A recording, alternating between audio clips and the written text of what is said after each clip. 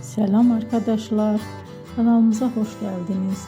Bu videoda Hande Erçel'in hayatındaki zor ama önemli bir dönemden bahsedeceğim. Hande Erçel hayatı boyunca ailesine bağlı biri olarak biliniyor. Özellikle annesi Aylin Erçel onun için büyük bir ilham kaynağıydı.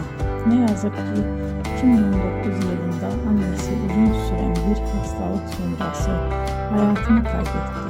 Bu olay Hande Erçel'in hayatında derin bir iz bıraktı.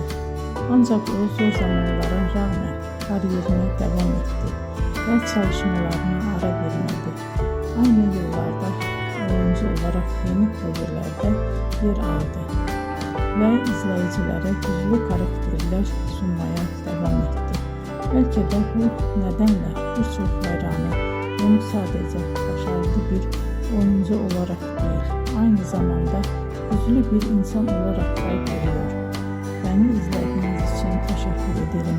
Bir sonraki videoda tekrar görüşmek üzere. Hoşça kalın.